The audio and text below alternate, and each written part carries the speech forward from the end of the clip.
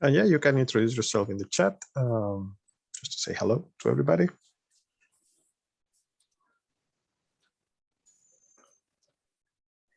We will start in 1 minute.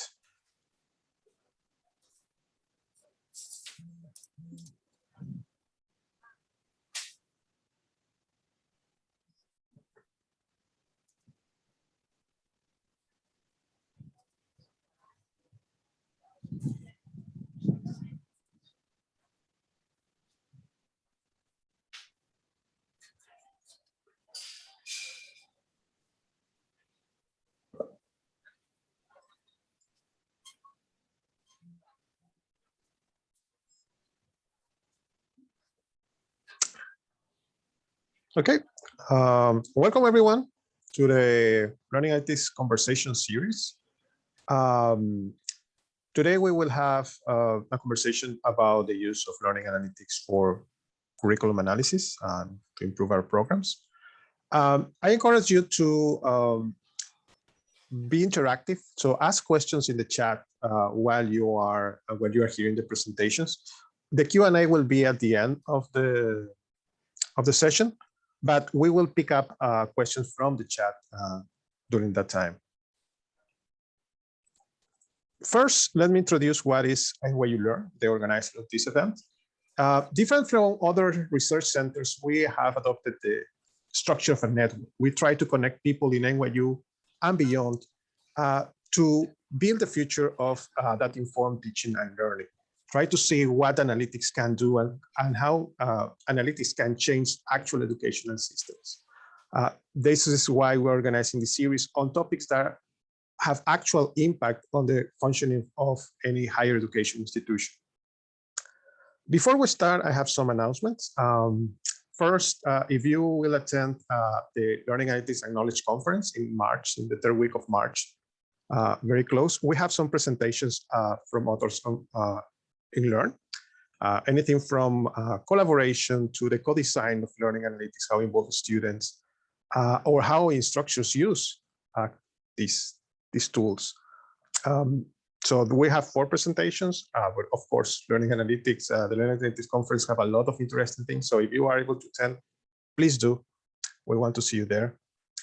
And also, we have another event this semester that will happen in March. This is a more research-oriented with 2 emerging young researchers in the area on the topic of how we can use learning analytics to improve online collaboration. That when we are on Zoom, we're trying to figure out how we can involve or how we can make participation and engagement of students in this disconnected environment. Okay, without further ado, I will start the session. First, I will present our speakers. First is Leah Macfadyen. She's an assistant professor of teaching in the Department of Language and Literacy Education in the Faculty of Education at the University of British Columbia. And she's also associate director of the UBC Master of Education and Technology program. She holds graduate degrees in the science and the liberal arts from UBC and Simon Fraser universities. Her scholarship is inspired by the potential of learning analytics to offer actionable insights into our teaching and learning context and designs, and to support the design improvements in teaching innovations that positively impact learning behavior and learning outcomes. We also have with us a second speaker. It will be Isabel Hilliger. She's an assistant professor of practice and associate director for assessment and evaluation at the engineering school of the Pontificia Universidad Católica de Chile in Chile. Isabel received a PhD in engineering science from PUC in Chile and a master in politics, organization, and leadership studies from Stanford Graduate School of Education in the US. Her research focused on design and implementation of learning analytics to support continuous curriculum improvement in higher education.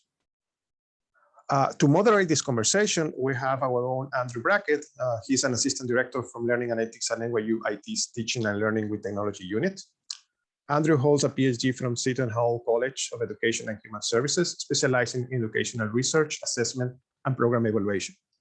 His work focuses on implementing scale learning analytics solutions for faculty and managing NYU Learning Data Warehouse to support school and faculty-based research and applications across the university. With this stellar group of speakers and moderator, without further ado, Leah, I give the floor to you. Great. Thanks, Javier. All right, I'm just putting up my slides. How's that? Yep, we can see it. Good. All right. Thank you, Javier. Thank you, NYU-LEARN, for hosting. I'm glad to be here. Thanks to so many of you for coming. I'm realizing I should probably just have called my little talk today curriculum analytics, because that's what I am going to talk about. It's a little term that a small number of people are using within the bigger field of learning analytics, and I'm going to talk to you a little bit about my interest in curriculum analytics and show you a couple of quite simple examples of work that I've been doing recently.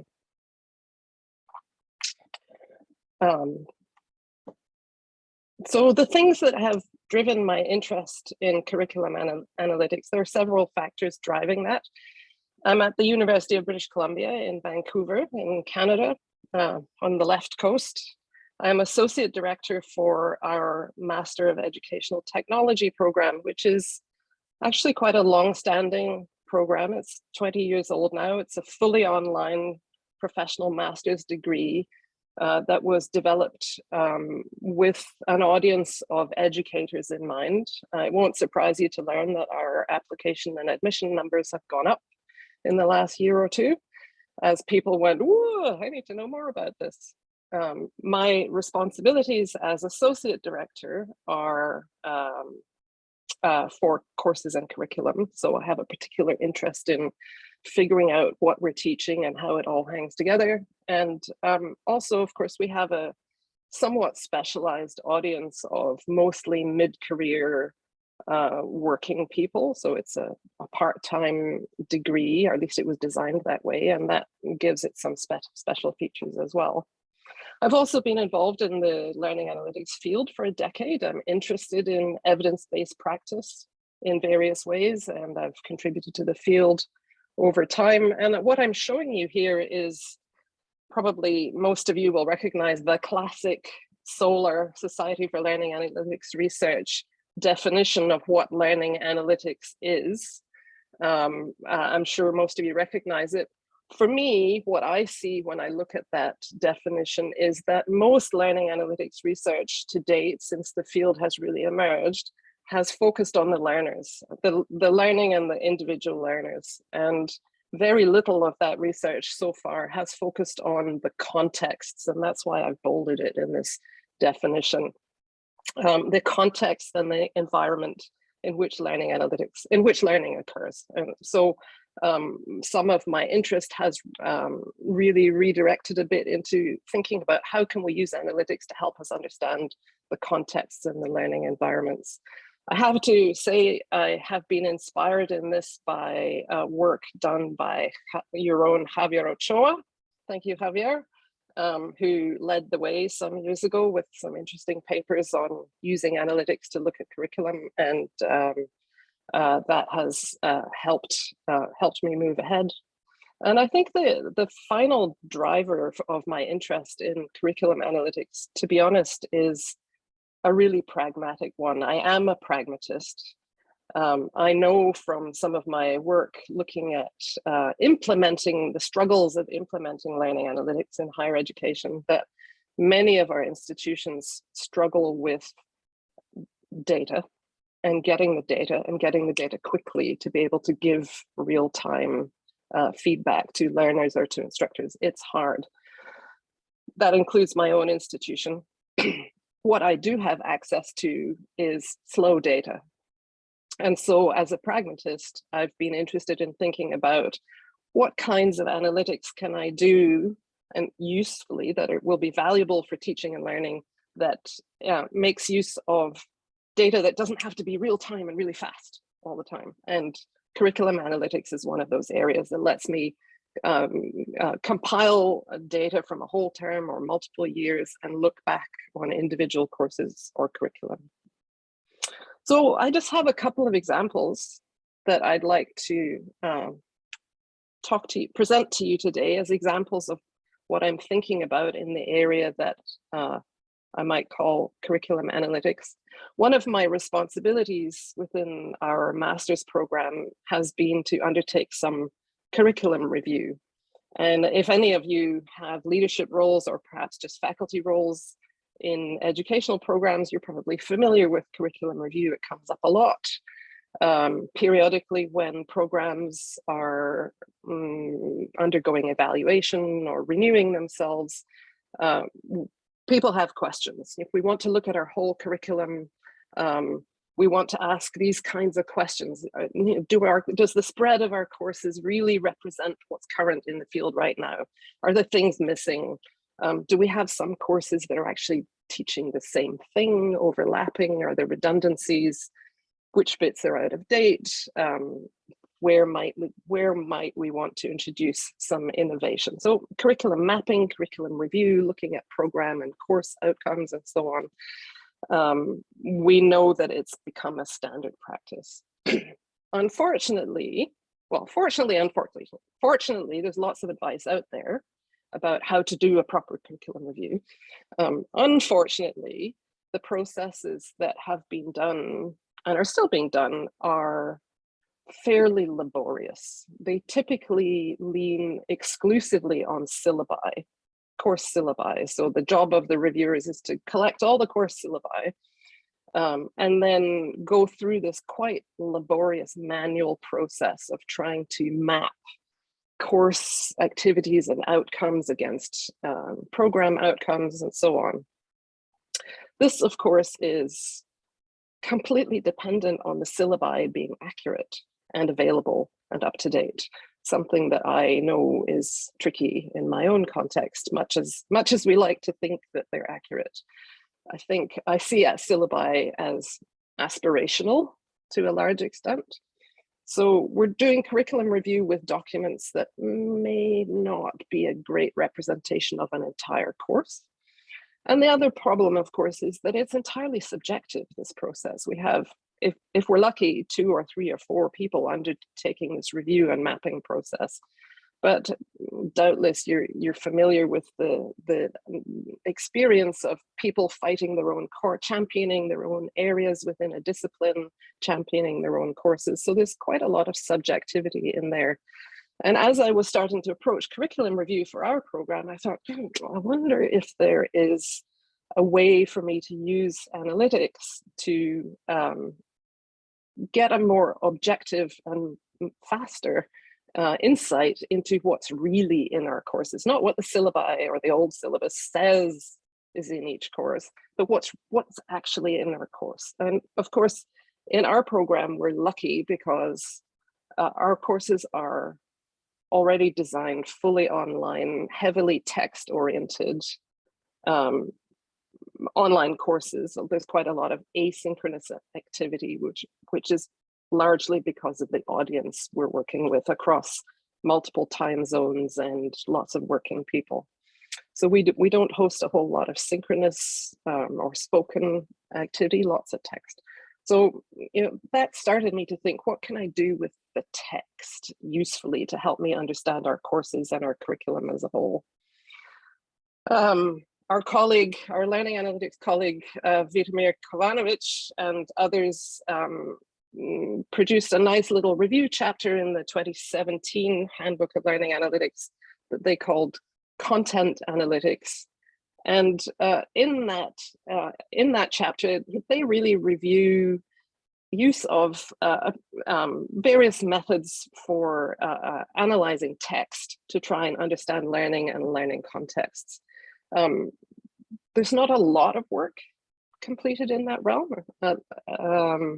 Most of it up until this point has been focused on analyzing textbooks or teaching, kind of polished teaching resources, or on analyzing student work to understand what kind of conceptual understandings they've achieved in their learning. This chapter, the content analytics chapter, definitely suggests that content analytics analyzing the texts used in courses in different ways could help us understand our teaching and our courses better. There's a little bit of published research out there. Some of it is Javier's. Some of it employs techniques like cluster analysis or topic modeling, like I say, mostly looking at student writing. The other piece of it is a lot of the work that is published. Most of it is highly technical. It's unsurprisingly has typically been published by people in computer science programs who know how to do that kind of complex analytical work. And part of my interest and my role in our program and in our faculty is to develop and share methods with my colleagues that ordinary mortals can understand and potentially apply themselves without needing to be a data scientist or a computer scientist. So I'm also interested in usable methods for people. Of course, there's also research telling us that if methods are too complicated, people won't use them. And in the course of my participating in the annual Learning, Analytics, and Knowledge Conference, one of the tools that I learned about from colleagues some years ago was a tool called Quantext, which was indeed developed to help educators. It was developed to be a user-friendly platform. And the idea was that it was something that educators, ordinary mortals, could use to analyze text in various ways. So sadly, when I clicked on that link yesterday, it's currently down. I need to chase up Jenny McDonald and find out what's going on. But Quantext allows you to take your text corpus and quite easily pull out things like simple readability indices, keyword frequencies, frequencies of combinations of words, like bigrams and trigrams, and visualizes how words are set in context in your corpus in different ways. So that's what I did. I did something quite simple, really. I dumped out all of the content from our almost 20 online courses that are part of our master's program. Mostly those are hosted in our LMS, Canvas. Some of them are hosted in WordPress or other platforms. So there was a bit of text cleaning and tidy up to do, but I dumped out all the text, created a corpus of all of the text materials for our program. And then I used Quantext to analyze this corpus of text. The output of this analysis was pretty simple. Here's an example of a kind of course-specific analysis so just one course. Just so happens that this is a course that I redesigned myself. I actually found that keywords and then bigrams for the most important keywords were most useful. And so it's allowed us to explore what are the most common themes popping up in course content. For this particular course, we redesigned with a real focus on adding a critical thinking perspective to thinking about education research. So this particular simple output of keywords and bigrams tended to confirm that the material in this course, in this revised edition of the course, indeed has a focus obviously on research, but on research with a critical perspective. Many people like word clouds, so I've sometimes shared the same data in word cloud format because it seems to meet the needs of my collegial audience. The other thing that I did was I did things like I pulled out simple word counts. So the histogram in this figure shows the word count for every one of the courses that I analyzed in our program, which to my surprise is really different. Look at the spread in size of how much text we're asking our students to read as they work through courses. There's something like a 5-fold difference. And that second to last peak is one of my courses and made me go, ooh. Of course, to be really comprehensive, we'd also need to look at size of all of the associated readings in our courses. but this gives at least an indicator. Overlaid on top of it is one of those readability indices that I talked about, the SMOG index. And the SMOG index is an index that was developed to try to indicate how many years of education an average person would need in order to be able to understand the text. So the right-hand axis on this chart is basically years of education. So it suggests that some of our courses, the language of some of our courses is simpler and others is more complicated. And that doesn't correlate directly with course size either. I see all of this as grist for the mill in conversations with my colleagues. And so this is work in progress. I think I've demonstrated to my colleagues and to others that there are some useful ways we can use content analysis to look at our online courses. There are ways to do that that are fairly simple, so where you don't need to be a data scientist in order to analyze your online courses. And some of those methods produce metrics that people are already familiar with, like those readability indices, or that are relatively easy to understand. I've been working on visual representations because I know from experience that my colleagues find those easier to understand. And there's lots more to do, always. There's potential in future to be comparing content of courses to look for those redundancies. There's potential to be comparing course content to, let's say, this, the handbook of learning analytics to discover how much of the material in the handbook is represented in our courses, or vice versa, to compare against meaningful reference texts for the field. And there's a collection of other usable tools for content analysis that may be helpful as I continue exploring. Have I got a couple more minutes? We're on time, Leah. Okay, good.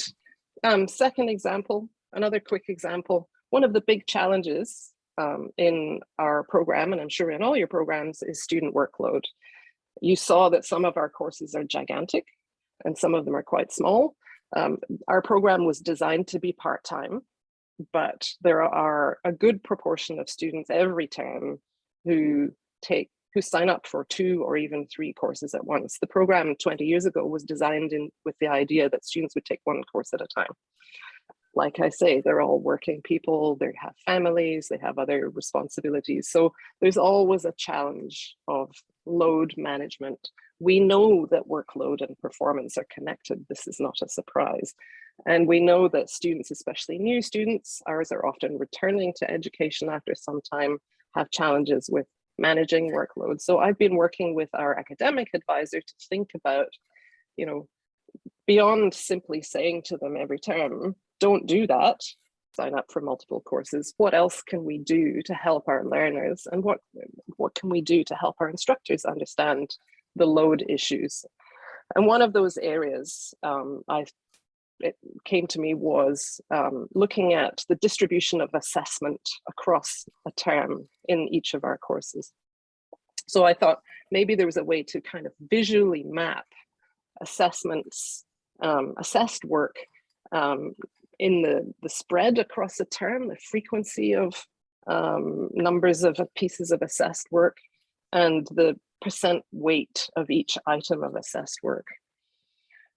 This is quite recent, this stuff. So a simple Tableau dashboard. I did work with syllabi this time. I went through all of our course syllabi and I picked out for every course, every single piece of assessment and what the percent grade value is and when it happened across our 13-week terms. I created this simple dashboard that is supposed to be student-oriented. This is something that I could share with our students to allow them to choose on that right-hand filter menu. If I sign up for these 2 courses this term, what is my workload, my assessment workload going to look like? All the caveats about assessment not being the only important work in a term, but these are the peaks, of course, that we know cause our students stress. So a dashboard like this has the potential to really bring it home to our learners what their term is going to look like, depending on the registration choices they make. And they do mostly have free choice. They're not guided through a particular sequence of courses. Hey, Leah, I think we're... Yes. Yeah. Are we done? Yep. Okay. Stopping. I'll stop there. Yeah. Thank you, Leah. We have more chance to come to talk later. Isabel, maybe you can have the floor. Sure. Let me share my screen for a second. And just making sure. I'm gonna move this to here. Okay. Are you seeing my screen? Yes. Perfect. Okay. So thank you again, well, for the invitation to be part of NYU-LEARN. And I'm glad that I'm sharing the floor with Leah. Actually, I think my presentation speaks really well to what she have just presented. So I'm gonna go deeper into a project, a curriculum analytics tool that we developed at PUC, at Pontificia Universidad Católica de Chile. And just to motivate the introduction of this project, I put this slide about graduation in order to represent that graduating from a higher education degree could be like a twofold reality. On the one hand, it could be an exciting moment. For example, it could represent an exciting time in the life of the graduating students, depending on the program that they are, regardless of that. But on the other hand, it could also represent a concerning moment for program chairs, faculty members, or the institution as a whole, who their stakeholders might wonder, like, have we taught our students the skill they need to succeed? So in that sense, well, we should actually have, like, as an institution, we have the responsibility in order to make sure that we have taught those skills to our students. But sometimes what happens is that it's really challenging to actually know if these skills are, it's not an easy question to answer, because it's really tricky to do these curriculum reviews, as Leah mentioned. Like, it implies aligning information at different levels. At a program level, you might have, if you have an outcome-based curriculum, you might have an agreed list of skills that students should have attained or at the moment they graduate. And at a course level, you're assuming, or at a subject level, you're assuming that the definition of course learning outcomes are actually aligned to the skills that are defined at the program level, and that these outcomes are meaningfully assessed. So, so learning results could be used for discussing, for example, if graduate skills are developed throughout the course sequences that are suggested by a specific curriculum grid, and formulate improvement actions if these outcomes are not met and improvement actions are needed. So this is what motivated this curriculum analytics project at PUC, and we addressed it both as an institutional project. We actually had funding from the Ministry for Education for an improvement plan, and we used part of the funding for this, and we engaged people at our institution, but we also we drove this project as a research project. So the research question that we wanted to answer was, how can a curriculum analytics tool support continuous curriculum improvement in higher education settings from the perspective of stakeholders? And our objective was to illustrate how the use of a curriculum analytics tool could systematically support curriculum improvement on a large scale. So in order to answer that research question and meet that research objective, we use design-based research as an overall approach, like iterations, in order to make sure that we improve a specific tool for the purposes that we were developing it. But more specifically, we use the integrative learning design framework proposed by Brenda Van at Ridland. This has been used by other researchers as the references that you can see in the bottom of the slide. And actually, we use a two-cycle structure in a building and testing logic. So in the first cycle, we identified primary users, and then we developed a first version of a tool. Then we built a case study in order to evaluate the use of that tool in our institution. And then with the information that we collected throughout the evaluation, we did a second version. And then we tested in our institution and in another institution. And then we did like a broad evaluation of the results that we obtained. So now I'm gonna go quickly through the different phases. So the first phase, in the first phase, we use the persona technique to identify users of a curriculum analytics tool. This technique comes from design, and it uses mixed methods to identify potential user goals and create archetypes to inform tool development. In this study, we use interviews and questionnaires, and actually we talk with teaching staff, with students, also with like managerial roles. And from this data, we identified managers and teaching staff as primary users of a curriculum analytics tool. Managers, on the one side, they are the ones who are responsible for ensuring the quality of different educational programs at an institutional level, like in a program chair. And on the other side, teaching staff are the ones responsible for providing students with feedback and for improving future versions of their courses. And by not having students in this picture does not mean that they cannot benefit from a curriculum analytics tool. It's that they are the secondary personas that benefit from the use of the tool in order to make courses better. At least that was our finding in that moment. So based on that, we developed a first version of a tool. This tool was designed jointly with a Chilean company, a software developing company in the field of higher ed, but it's called UPlanner. So you log yourself, for example, a teaching staff member or a program chair can log themselves into this tool. And for example, you can search for a specific course by their course number. And then you have versions of this course for different academic periods. And within an academic period, well, for example, you have a tab where there is the relationship between graduate skills, competencies or skills, and course learning outcomes. So this relationship, or like there is a mapping, and then a course learning outcome, you can like layer it down to performance indicators. And then you can associate performance indicators to assessment methods that are used within the course. So what that allows is that we integrated course grades, like the results of these assessment methods, into this tool. So then we could obtain an automated report in which, according to different cutoff scores, we could see, for example, if we have this graduate skill, that it's layered down to specific indicators, and these indicators are measured within a subject level, we can see the percentage of students that attain that specific skill and how they distribute according to different performance levels. So I'm going to jump in quickly. So for example, this bar chart shows the percentage of students who accomplish a specific performance indicator associated to a skill. And then it shows how they distribute according to the results of assessment methods within a subject. So then and as well, it has like you can upload documents. So for example, as Leah was mentioned about course syllabi, you can have more than course syllabi there. You can have, for example, samples of assessment methods or like supplementary information in order to understand how skills are developed within a subject. And in order to evaluate this, we developed an instrumental case study about a 6-semester process that was implemented in the School of Engineering at PUC Chile.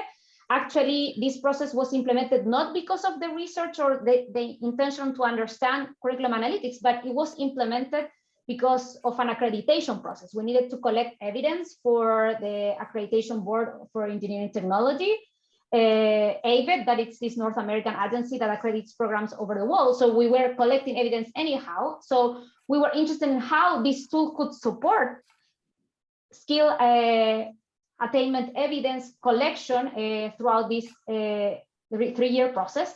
So actually, what we do throughout the process is that for collecting evidence for AVET accreditation, different tasks were conducted. So teaching staff participated in a workshop where they had to plan or they had to review their course syllabus and make sure that there was this relationship between learning outcomes and graduate skills, and then choose assessment methods like that could be meaningful to assess skill attainment. And then they also involve teaching assistants. We work with both undergraduate and graduate teaching assistants, and they also support supervising that actually this assessment method the chosen assessment methods to measure skill attainment were properly conducted throughout the semester. And at the end, this evidence that actually was integrated automatically to the report was presented in a program meeting where they discussed if the performances of students who attain a specific skill were the ones that could be expected at the moment of the program. And all of that was used also as evidence for the accreditation process. So what happened was that the first 3 semesters, we didn't have the tool. We collected evidence, but we used like a cloud-based repository. And then we used the tool and we conducted a survey to teaching staff members. And what we found out with the use of the tool is that we could have more like complementary information, like pieces of evidence regarding of how skills are developed and assessed throughout the program in order to inform discussions at the program level. And also we could see that most of consider that the tool was useful for curriculum management and curriculum review.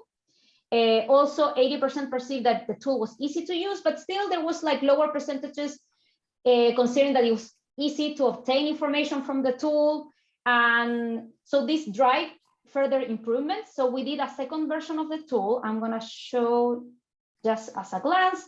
So it has similar features than the previous one, but we improved the look and feel. You can, for example, develop the program graduate skill profiles here. And then when you have graduate skills, you can use a drag and drop function in order to move skills and associate them to specific courses. So when teaching staff want to develop their syllabus, the outcome appears already, like the supposed outcomes that a course has to develop appears to them when they are planning their syllabus. And also we included like further reports about not only how students are distributed according to outcome attainment, but also like a student profile. So just in the sake of time, well, we also evaluated the second version of a tool. We did workshops with managers and teaching staff in 2 universities in Chile, our university and another university in the south of Chile. People who participated in the workshop were introduced to the tool. They could perform specific tasks in the tool. They participated in a questionnaire that was based in the evaluation framework for learning analytics that was developed by Maren Scheffel. And they also discussed about how they perceived that the tool was useful for the institution.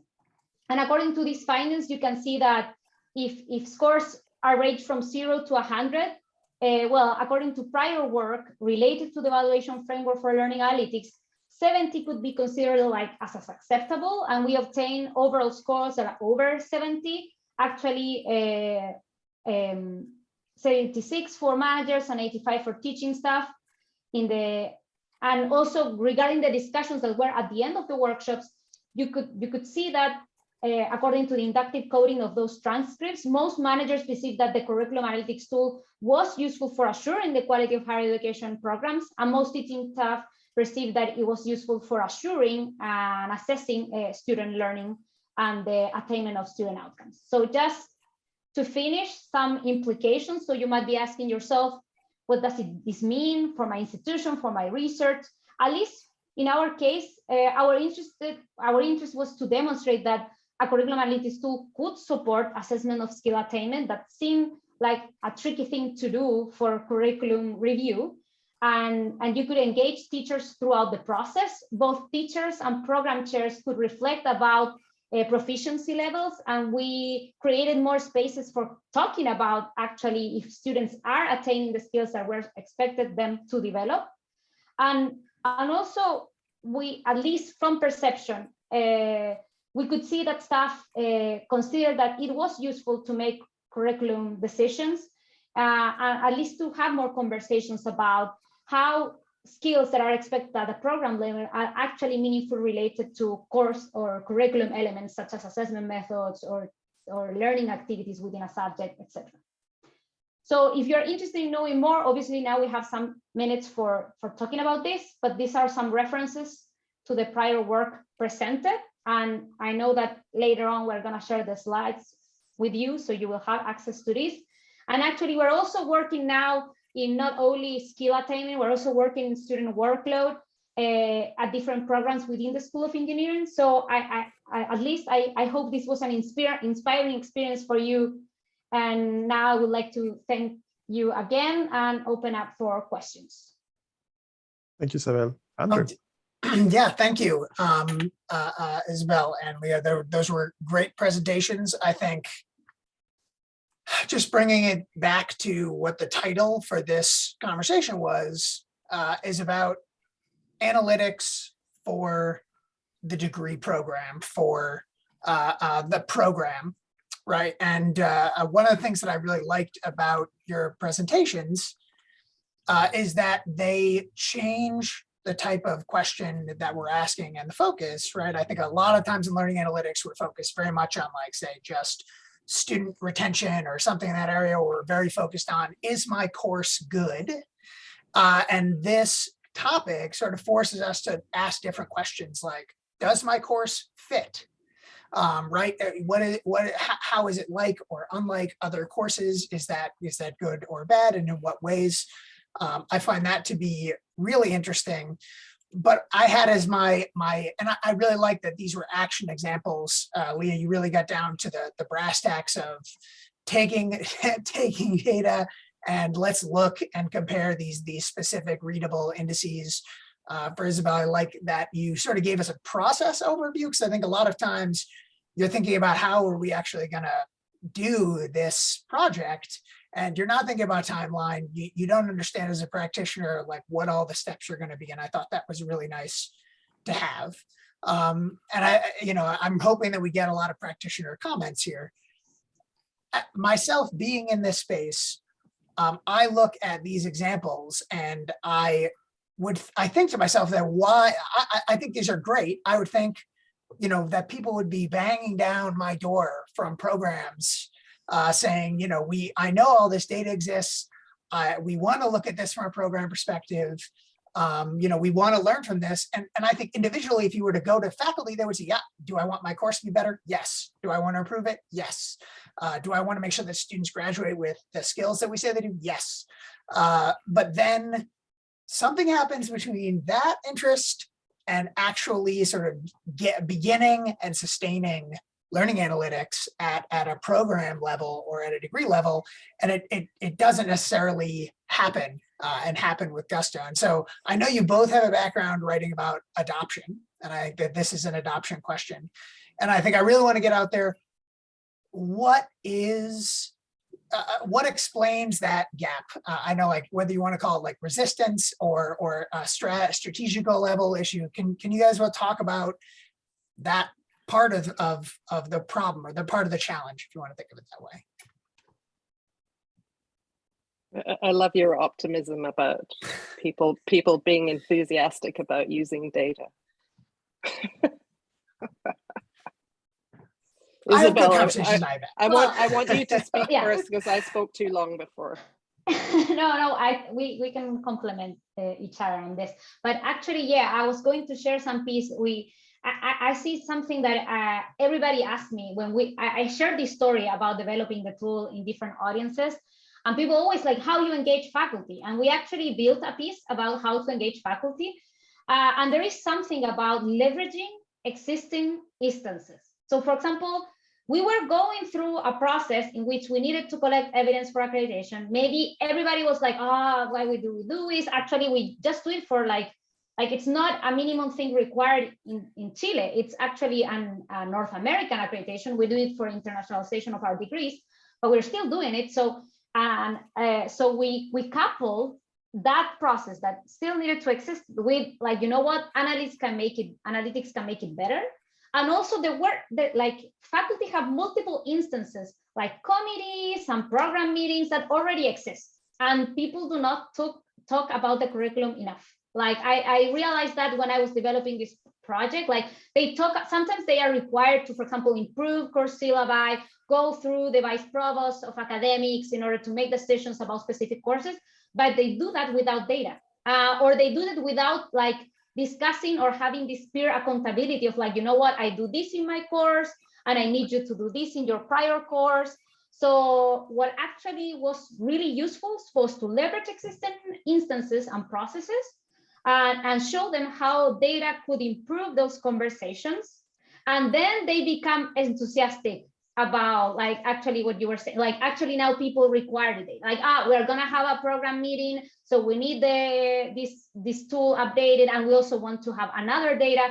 And that has driven to develop new projects. That's why we're also now working in Workload. We're also now working in like how you plan assessment throughout the semester.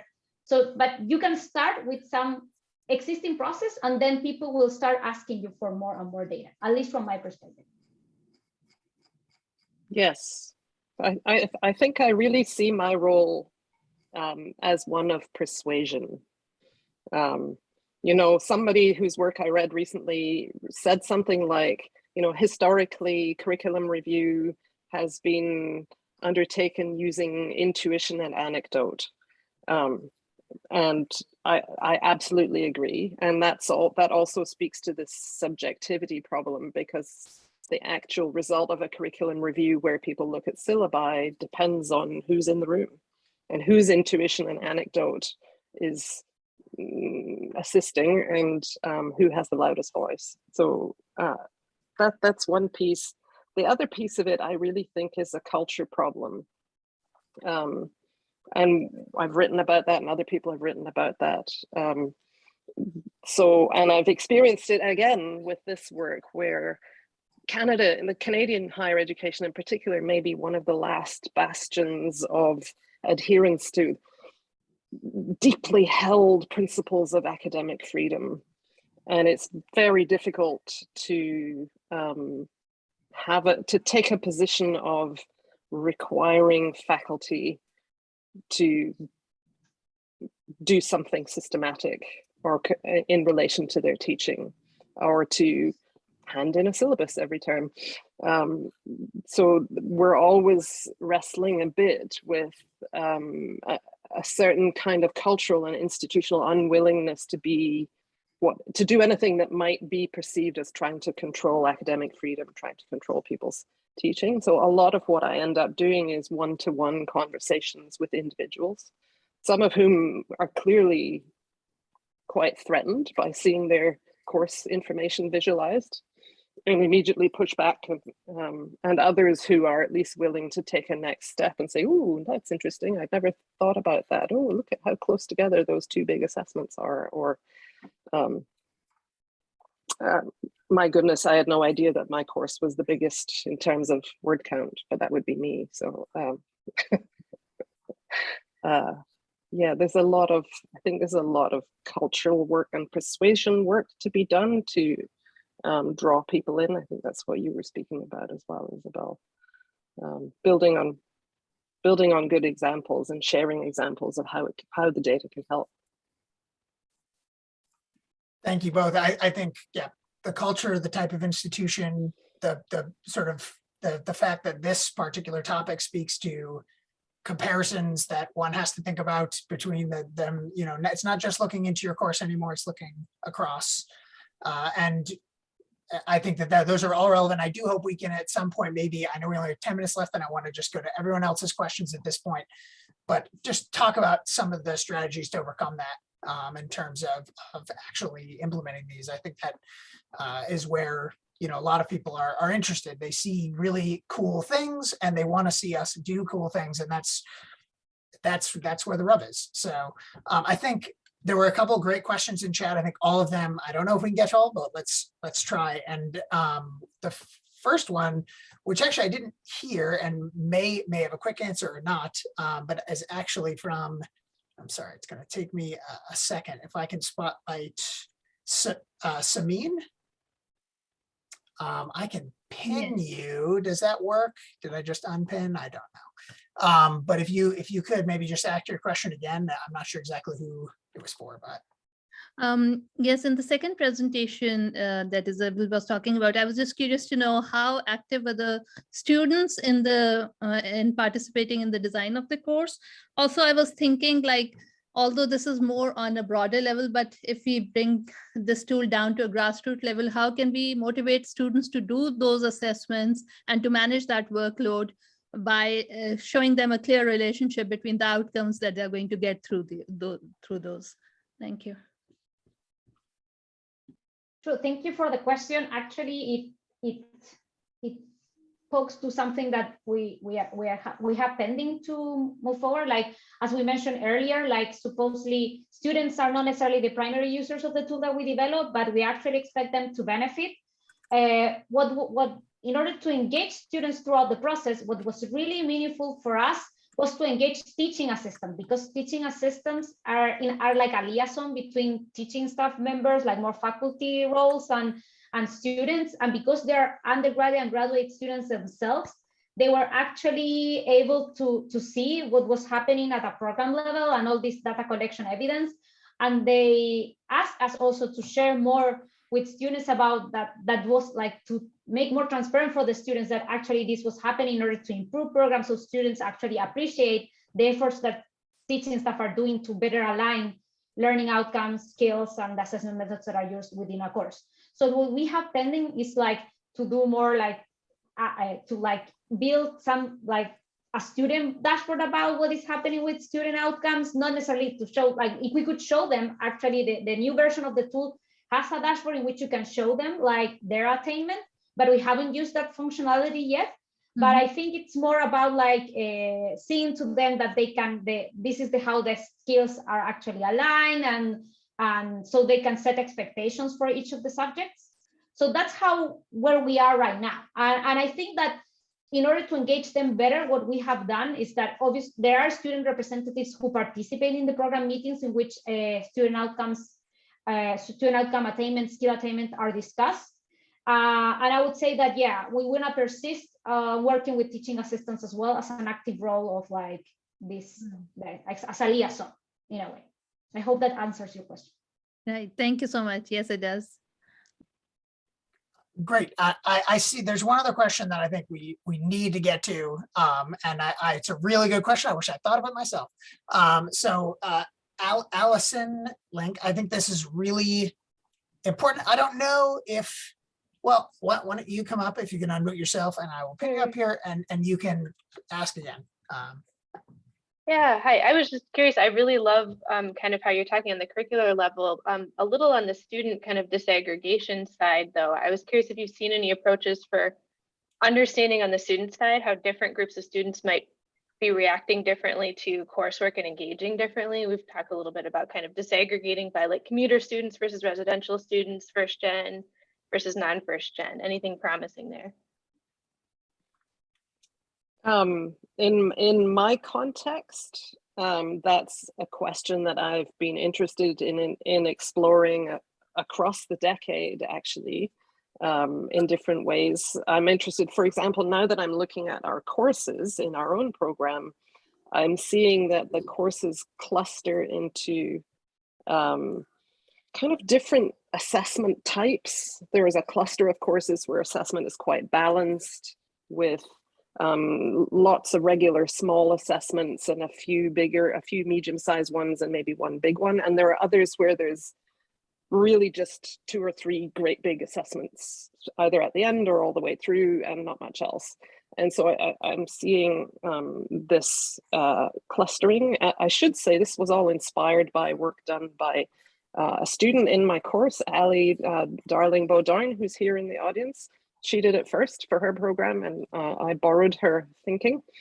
The challenge on the types of students piece is philosophical and pragmatic. The philosophical question, of course, is, what do you mean? Who's a type? And so I and other people are a little bit anxious about getting too essentialist about types of student. For us, the other piece is we just don't have a lot of that information. The rules in Canada about data are quite different from the rules in the United States. We don't collect first and family information. We don't have access to financial, socioeconomic data on our students. Somebody must know about commuter students, but it's not in standard databases. So there's some challenges around actually just even getting some of that data. Yeah, in our case, what we have seen is that, for example, we actually have alternative admission programs we are a selective institution in which, like, if students go, we have a national admission process that it's strongly driven by a test. And we have a cutoff score, and we admit students below the cutoff score if they demonstrate, for example, that they were in the top rank of their high school graduation from schools that are have high percentage of vulnerability. And we have mapped, for example, skill attainment in early courses. And you can see that, for example, for more professional skills or transversal skills such as teamwork, communication, ethics, even, there is not necessarily like a strong gap. But within technical skills such as solving problems, applying mathematical knowledge, or design, there are more challenges and more gaps related to students that have admitted to by alternative admission. So we have seen, like, we are actually trying to develop scaffolds in order to make sure to reduce that gap. So that has been a finding that we have had, like, just looking at the data. And complementary, I would say that also working with like workload, student workload, we have seen these like clusters of courses. For example, when you have project-based courses, you have students that work a lot, like the week before they have a specific deliverable, and that's different from, example, like more traditional lecture test-based courses in which the week that they have the test, they work more, and there's a lot of like understanding also departments, like we have different specialties from engineering. So depending, if you have already the data and you have some simple visualizations and you have more questions about students, you can actually get to some answers of the questions that you have posed, and it will depend on the context. Like, for example, in our case, students we don't have dorms.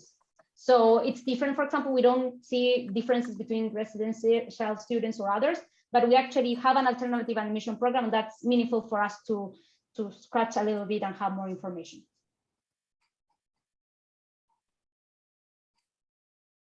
Well, I know we only have about 1 minute left. So Xavier, what do you think would be, is there anything else that you want to wrap up with, or? Yeah, just thanking our presenters and you, Andrew, for this conversation. I think we all see the challenge of bringing these tools to our institutions. Yeah, I commend Leah and Isabel for going through this very hard process of convincing faculty, administration, and students that is a valuable thing. And I think for what you say, that they actually at the end understood that yeah, it's better to take decisions with data than without it. I thank all of you for attending the session. Remember, there is a new one on March if you are interested in collaboration. With that, I want to say you bye and see you next time. Thank you, Isabel. Thank you, Andrew. Thank you, Leah. Thanks, everyone. For having us.